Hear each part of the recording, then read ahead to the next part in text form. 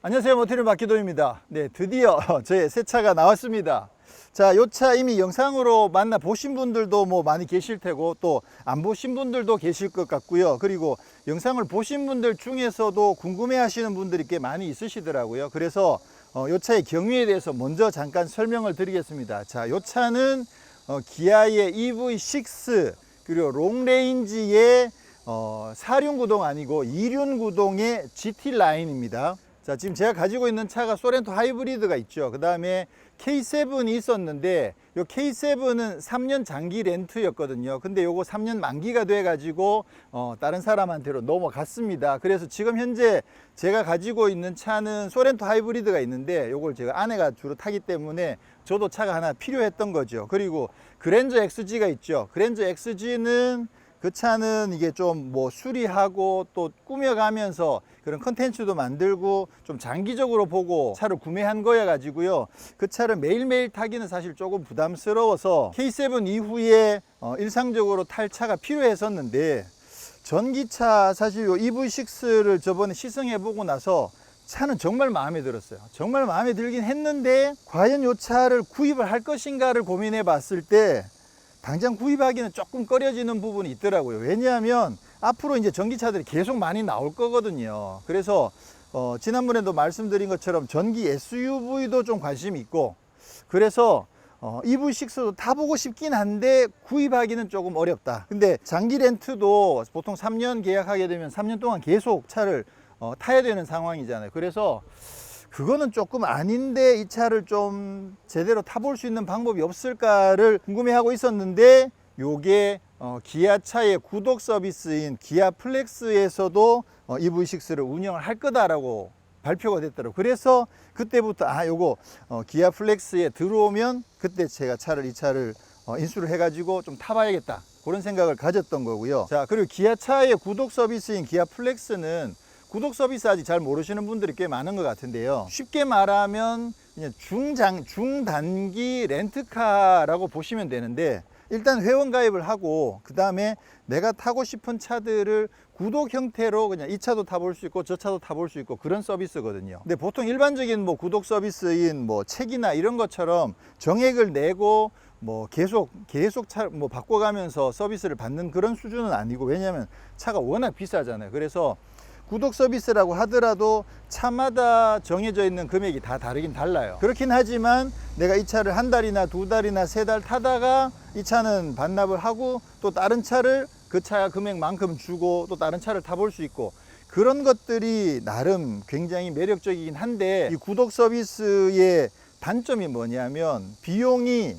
차를 구입하는 비용보다는 좀 비싸요. 아무래도 그럴 수밖에 없겠죠. 그래서 3년 장기 렌트 같은 경우에는 신차를 내가 원하는 옵션에 맞춰서 내가 원하는 사양으로 차를 구입을 한 다음에 3년간 타고 그 다음에 반납을 하는 거잖아요. 근데 그 3년 장기 렌트 했을 때 내가 월 지불하는 금액에 비해서 이 구독 서비스에서 한 달 지불하는 금액이 조금 더 비싸요. 그렇기 때문에 이거 가격이 비싸서 이거 과연 많이 팔릴까?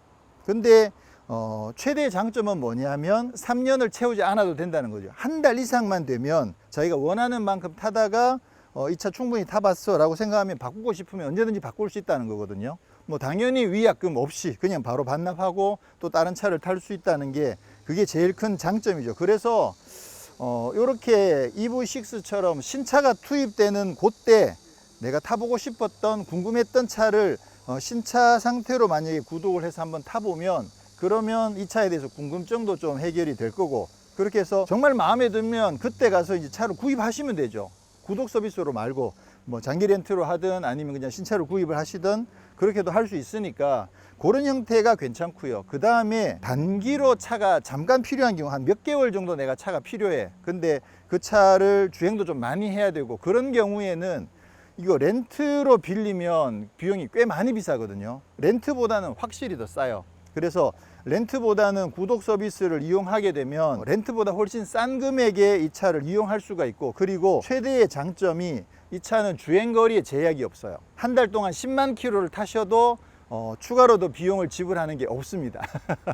그래서 그 점도 사실은 굉장히 매력이 있어요. 그래서 이 구독 서비스의 그 장점들을 잘 이해하시고 고기에 맞춰서 만약에 이용하신다 그러면 나름 괜찮은 서비스다라는 생각을 하게 됐고, 저도 그래서 EV6가 기아 플렉스에 딱 런칭되는 시점에 딱 맞춰 들어가서 계약을 해가지고 지난주 금요일 날 계약을 하고 어제 월요일 3일 만에 이 차를 받았습니다. 지금 현재 이게 서비스가 서울과 부산에서만 서비스가 되고 있거든요. 그러다 보니까 어제 서울 가서 제가 정한 장소에 이 차를 배송을 왔더라고요. 그래서 딱 전달해주고 갔는데, 그리고 또 장점 중에 하나가 모든 과정이 앱에서 손쉽게 결정이 다 돼요. 앱에다가 미리 회원 가입해 놓고 결제할 카드만 등록해 놓으면 내가 타고 싶은 차가 재고가 딱 떴을 때 그냥 바로 예약하고 신청하고 언제 어디서 받을 건지 앱에다가 등록만 하면 그 차를 원하는 장소에 갖다 주는 거거든요. 그래서 그런 점에서도 서비스가 굉장히 편리하다는 생각을 했습니다. 저는 이번에 이 EV6를 길게 타지는 않을 거예요. 지난번 시승 영상에서 말씀드렸듯이 EV6는 사륜구동이 정답이다 라고 말씀을 드렸었거든요. 가능하다면 사륜구동 선택하시는데 300만 원 밖에 안 들어요. 그러면 차값이 거의 6천만 원에 육박하기 때문에 그 정도라면 당연히 300만 원을 쓰셔서 사륜구동을 선택하십시오. 왜냐하면 일반 차들이 사륜구동을 선택하면 기본적으로 파워는 똑같은데 사륜구동이 되면 연비도 나빠지고 차가 무거워지고 그렇게 되죠. 근데 이 차 같은 경우는 사륜구동이 되면 물론 연비는 조금 나빠지긴 합니다만 힘이 늘어나요. 그러니까 모터가 하나가 더 추가가 되면서 힘 자체가 비교가 안 될 만큼 힘이 세지거든요. 보통 다른 차들은 힘이 세지진 않잖아요. 오히려 사륜구동 되면 가속력 이런 건 좀 느려지게 되는데, 근데 이 차 같은 경우는 사륜구동 300만 원 더 주고 사륜구동 선택하시면 힘 자체가 비교가 안 될 만큼 강력해지면서 훨씬 재밌어지고, 그리고 겨울에는 또 안전하기 때문에 웬만하면 사륜구동을 선택하시라고 말씀드렸는데, 기아 플렉스에서 운영하는 요 EV6는 사륜구동이 없습니다. 그래서 어차피 저도 요거 겨울 되기 전에 한 2-3개월 정도 집중적으로 좀 타보고 그 다음에 반납하고 그 다음에 또 다음에는 어떤 차를 선택할 건지를 좀 고민을 해봐야겠죠. 자, 그러면 오늘 시승하는 이 모델은 EV6의 롱레인지의 2륜구동 모델이거든요. 후륜구동이죠. 지난번에 4륜구동을 시승해 봤으니까 오늘은 후륜구동 모델에 집중적으로 한번 관심을 가지고 테스트를 해볼 계획이고요. 그리고 또 보니까 댓글 다신 분들 중에 많은 분들이 멀미가 난다더라, 또 승차감이 롤링이 있다더라, 그런 이야기들도 또 많이 있고 해서 그 부분도 한번 테스트를 해볼 계획이고요. 지난번에 저도 이거 사륜구동 시승하면서 초기에 롤링이 조금 있다, 요거 뭐지? 요거 애매하네, 그런 말씀을 좀 드렸었는데 그 부분도 한번 집중적으로 테스트를 해보도록 하겠습니다. 힘은 당연히 사륜구동보다는 못하겠지만 2륜구동만으로도 사실 충분할까, 그런 부분들에 중점을 두고 한번 살펴보도록 하고요. 요게 지난번에 탔던 거랑 다르게 GT 라인이다 보니까 디자인도 앞부분이 훨씬 더 조금 공격적인 그런 디자인으로 되어 있고요. 그리고 휠도 20인치 휠, 와 큼지막하게 컨티넨탈 크로스 컨택트 RX의 사이즈는 255, 45, R20 사이즈가 장착이 되어 있습니다. 255 시리즈니까 45 시리즈이긴 해도 그래도 255니까 그립도 어느 정도는 나오지 않을까. 요거 2륜구동이어서 어떤 느낌일지 사실 궁금합니다. 근데 디자인은 진짜 잘 빠졌다. 와, 이 팬더랑 이쪽 뒤쪽 이 팬더 보면 진짜 멋지네요. 그리고 진짜 우주선 느낌이 좀 나는 그런 미래적인 느낌이 진짜 많이 납니다. 야, 요 가까이 가면 요게 문을 잠가 놨다가도 가까이 가면 자동으로 여기 문이 탁 열리거든요. 그 점도 사실 상당히 반갑고, 빨간색 선택하길 잘했네. 빨간색 진짜 예쁘다. 근데 지난번에 탔던 롱레인지 4륜구동하고 오늘 롱레인지 2륜구동은 그 배터리 탑재량에서는 똑같죠. 77.4kW가 똑같고, 다만 이번에는 뒤쪽에만 전기 모터가 있고 4륜구동은 앞쪽에도 전기 모터가 있는 거거든요. 그래서 뒤쪽에만 있는 게 186kW, 그러니까 229마력 정도, 229마력짜리 전기 모터가 뒤에 있고요. 사륜구동이 되면 약 96마력 정도 하는, 96마력이면 상당히 강력하죠. 상당히 강력한 전기 모터가 앞에도 하나가 더 더해져 가지고 그렇게 되면 325마력으로 늘어나는 거거든요. 근데 지금은 229마력이니까 거의 3분의 2가 조금 넘는 정도의 힘이죠. 그렇긴 하지만 사실 229마력이면 힘은 상당히 강력합니다. 그리고 승차감도 지난번에 탔던 사륜구동이랑 승차감 느낌이 좀 달라요. 그게 그 지난번에 말씀드렸던 약간 롤링을 하는 듯한, 파도를 타는 듯한 그런 느낌이 지금은 거의 없습니다. 이거 완전히 없는데 이 차는. 그래서 많은 분들이 멀미 이야기 하셨던 게 이 차이에서인가? 그러면 사륜구동은 멀미를 하고 이륜구동은 멀미를 안 하는 건가? 승차감 부분은 조금 더 한번 살펴보기로 하고요. 우선은 산길 주행을 먼저 한번 간단하게 해보도록 하겠습니다. 지금 노멀 모드고요. 근데 힘이 이게 229마력인데 229마력이면 힘이 진짜 세거든요 이거. 와, 야, 진짜 잘 나간다. 지난번에 근데 사실 사륜구동은 325마력이잖아요. 그건 진짜 감당이 안 될 만큼 힘이 셌거든요. 제로백이 뭐 거의 한 4초대 후반 정도를 끈을 끌어 추측을 하기 때문에 힘이 정말 강한 데다가 특히나 이 중저속에서 초반에 밀어붙일 때 그때 엄청난 토크가 밀어주는 힘 자체가 진짜 장난 아니었어요. 그래서 와, 이 도대체 밀어붙일 용기가 별로 없었다고 그랬었는데 지금은 이게 후륜구동에 229마력인데도 와, 근데도 힘이 끝내줍니다. 그리고 초반에 힘이 확 밀어주잖아요. 근데 그 엑셀을 유지하고 있는 상태에서도 지속적으로 꾸준하게 밀어주는 느낌이 일반 가솔린 차들이랑은 차이가 많이 나요.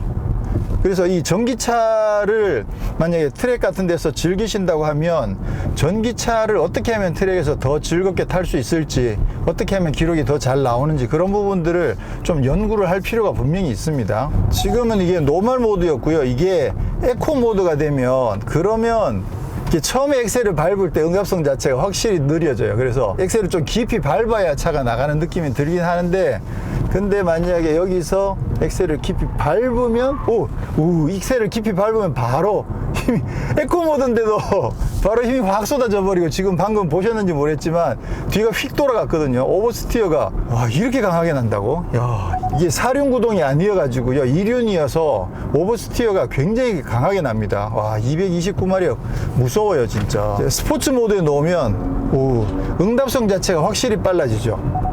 근데 지난번처럼 확실히 그 사륜구동은 스포츠에 놓았을 때 엑셀을 밟으면 거의 막 화살이 날아가듯이 확 튀어나갔거든요. 근데 그 정도는 아니에요. 근데 응답성은 진짜 빨라져 가지고 얘도 밟으면 훅 이런 느낌 있죠. 근데 이게 아주 사륜구동만큼 꾸준하게 확 밀어주진 않고 훅 하는데 그 다음에 힘이 좀 약한 느낌이 드는 거죠. 근데 이게 지금 약한 힘이 아니라는 거죠. 아까 그 오버스티어 나는 거 보셨잖아요. 사륜구 가지고 그냥 세게 밟아버리면 오버스티어 엄청 심하게 날 것 같은데, 이거 드리프트 제대로 될 것 같은데 이거. 와,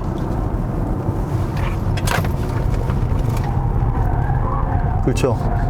오버가 그냥 바로 엑셀을 가지고 놀 수가 있어. 엑셀을 훅 밟으면 네가 훅 돌아가고, 훅 밟으면 훅 돌아가고. 야, 이게 후륜구동, 이륜구동만 가지고도요, 와, 오버스티어가 진짜 제대로 납니다. 근데 이게 사륜구동이면 그럼 저기서 오버스티어가 안 나고 그대로 더 빠른 속도로 코너를 돌겠죠. 왜냐, 앞에도 구동력이 있으니까. 그러면 진짜 무서운 코너링 실력을 갖추게 되는 거고. 근데 이 차는 지금 GT라인이니까 어차피 타이어가 사륜이랑 이륜이랑 지금 똑같은 타이어거든요. 그 상태에서 이륜만 가지고는 오버스티어가 훨씬 더 쉽게 난다는 것. 힘 진짜 장난 아니다. 그러니까요, 이거를 그냥 데일리로 쓰실 때 이륜구동만 하더라도 힘은 진짜 부족하지 않습니다. 근데 300만원 더 주면 엄청나게 더 강력해지기 때문에 그 유혹을 뿌리치기가 쉽지 않은 거죠. 야, 이 상태만 하더라도 지금 힘이 엄청나게 좋잖아요. 와, 가속 자체가 장난 아니다. 그리고 지난번 사륜구동 탈 때 제가 말씀드렸던 초기 롤링이라고 말씀드렸던 거 여기는 없습니다. 지금 없어요. 이게 왜 그렇지? 이게 이륜구동과 사륜구동의 차이는 아니라고 보거든요. 그럼 세팅 값을 다르게 하기도 차가 무게가 많이 무거워지는 것도 아니어서 그렇지도 않을 것 같고, 그러면 제품에 편차가 있는 건가? 그것도 또 잘 모르겠고, 어쨌거나 지금은 초기 롤링 느낌이 거의 없어요. 지난번 차는 초기에 살짝 롤링하고 그 다음에는 지그시 넘어가는 느낌이 있었는데, 지금은 전체적으로 다 비슷하게 지그시 넘어가는 정도 수준이어서 이거는 초기 롤링이라고 이야기할 수 있는 수준이 아니에요. 근데 확실히 스키드가 빨리 난다. 이륜밖에 안 되니까. 근데 이거 이륜으로도 어쨌거나 힘은 엄청나게 강력하고 초기 롤링은 없어졌고, 그리고 오버스티어가 굉장히 잘 난다. 그런 정도로 정리를 할 수 있으면 될 것 같아요. 이게 전체적으로 이게 롤 자체가 꽤 지그시 있는 편이어 가지고요. 사륜구동이 확실히 더 재밌긴 해요. 산길에서도. 아무래도 그 차는 그립 자체가 타이어가 똑같은데도 사륜이기 때문에 코너를 더 빠른 속도에서도 더 빠르게 미끄러지지 않고 돌아 나갔었거든요. 근데 얘는 오버스티어가 조금 훨씬 일찍 일어나서 이게 오버스티어를 좀 즐기면서 타시려는 분들한테는 어쩌면 후륜구동이 더 나을 수도 있겠네요. 얘는 저는 후륜구동에서 이게 힘이 약해가지고 오버스티어가 별로 안 나면 어떡할까 걱정이었는데 기우였습니다. 힘은 엄청나게 강력하고요. 이거는 밟으면 바로 오버스티어가 납니다. 야, 힘 진짜 세네. 근데 일단 그 초기 롤링이 없어졌다는 거는 굉장히 반가운 소식인 것 같아요. 근데 이유는 모르겠어요. 제가 뽑기를 잘한 걸까요? 지금은 아직 새 차니까 조금 자제를 하고 조만간 주행을 조금 충분히 한 다음에 이 차 가지고 드리프트도 한번 시도를 한번 해봐야 될 것 같아요. 재밌을 것 같은데. 자, 급가속을 한번 해보겠습니다. 드라이브 모드를 스포츠 모드에 두고 하나, 둘, 셋, 우.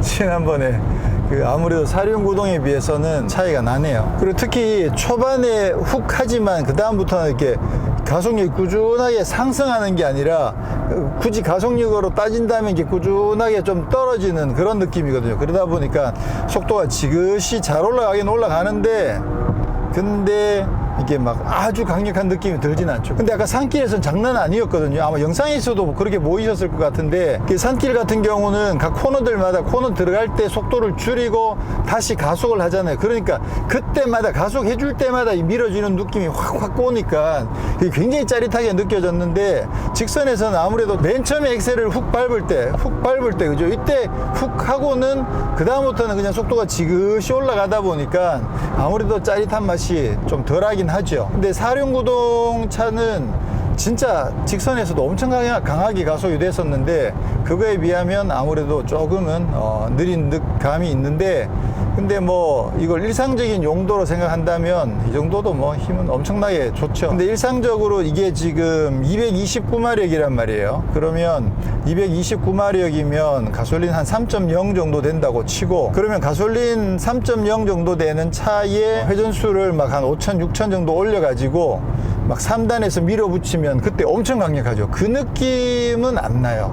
그러니까 요거는 이제 전기차의 특성인 거죠. 그렇긴 하지만 지금 100km에서도 엑셀을 밟으면 가속이 슉 이렇게 되긴 하거든요. 근데 속도가 조금 더 높아지고 조금 더 높아지고 조금 더 높아지면 질수록 그때마다 더 이렇게 훅훅 하는 느낌은 상대적으로 조금씩 계속 줄어든다는 거. 그거는 뭐 전기차의 특성이어서 어쩔 수 없다는 거죠. 그렇긴 한데 산길에서는 와 진짜 짜릿하고 재밌었거든요. 자, 그리고 노면 소음도 뭐 이 정도면 비교적 무난한 것 같고요. 그리고 지금 노이즈 캔슬링까지 적용이 되어 있어 가지고 바람 소리나 이런 부분도 비교적 상당히 조용한 편입니다. 전기차 자체가 워낙 조용한데 지금 뭐 방음도 이 정도면 나쁘진 않은 수준이어 가지고 비교적 조용하게 주행을 할 수 있을 것 같아요. 근데 아무래도 이제 그 전기차는 고속 주행 가면 바람 소리랑 노면 소음이 조금씩 더 커지니까 저속에서는 엔진 소리가 안 들려 가지고 조용했던 거에 비해서 상대적으로 고속 주행에서는 일반 가솔린 차들이랑 큰 차이를 못 느낄 수도 있습니다. 자, 그리고 터널 안에 들어오니까 지금 앰비언트 라이트가 확실히 보이죠. 와,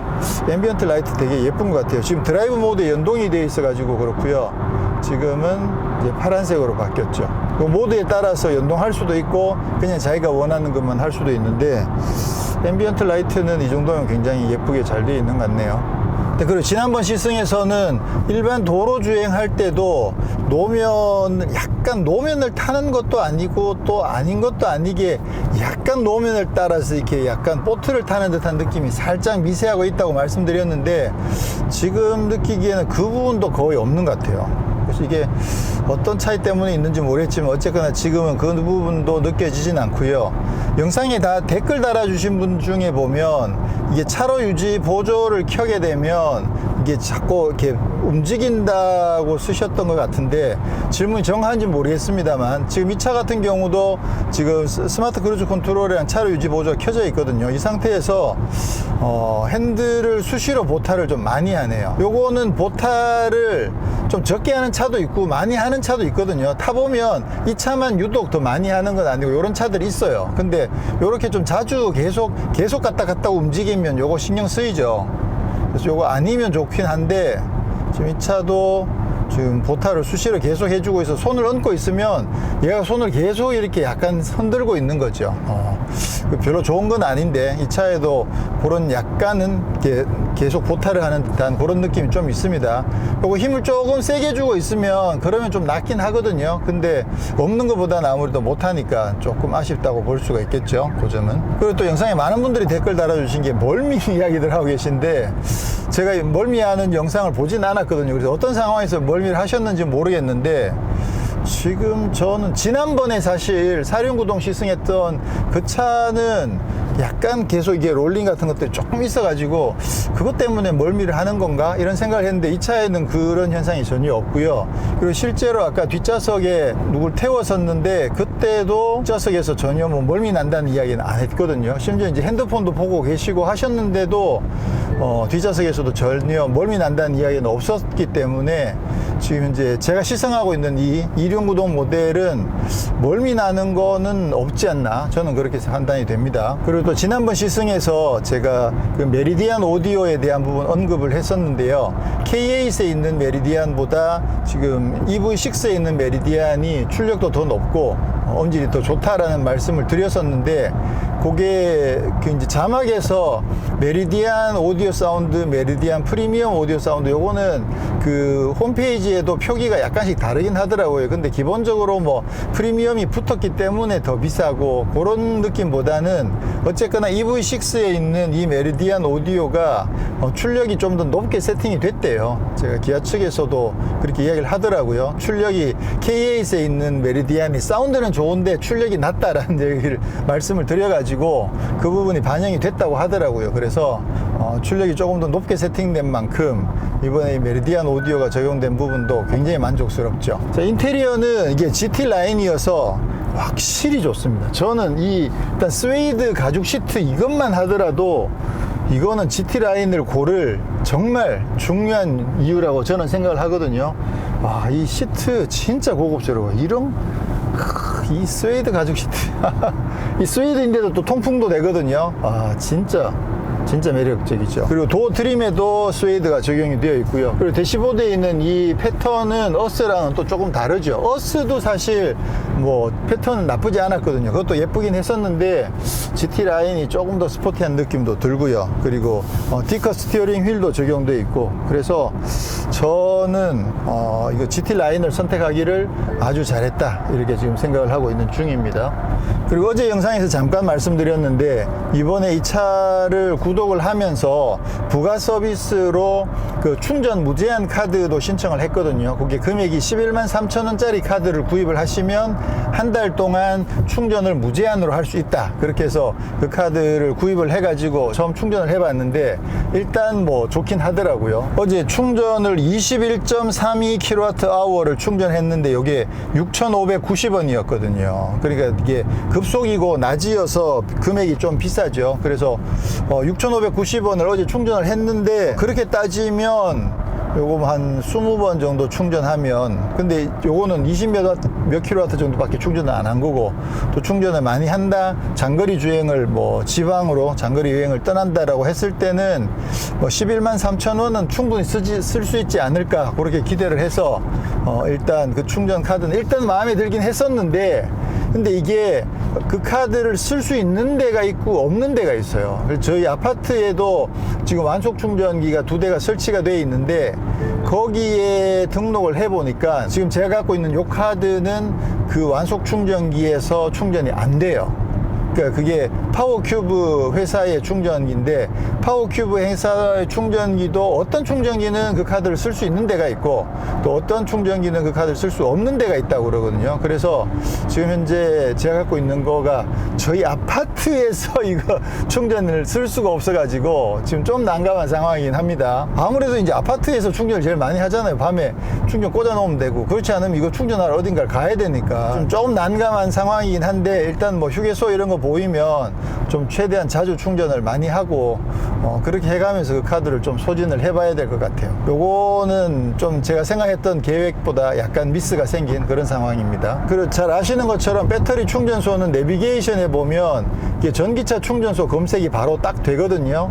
그러면 서여주 휴게소에 급속이 있네요. 그럼 들어가 보면 다 사용 중이구나. 지금 여기 서여주 휴게소에는 급속 충전기가 있긴 있는데 지금 다 사용 중인가 봐요. 그래서 사용할 수 있는 게 없는 걸로 나오네요. 사용 중 아닌데? 근데 왜 사용 중이라고 나오지? 자리가 비어 있는데? 야, 이제 이런 게 이제 일상이 된다는 거 아니에요.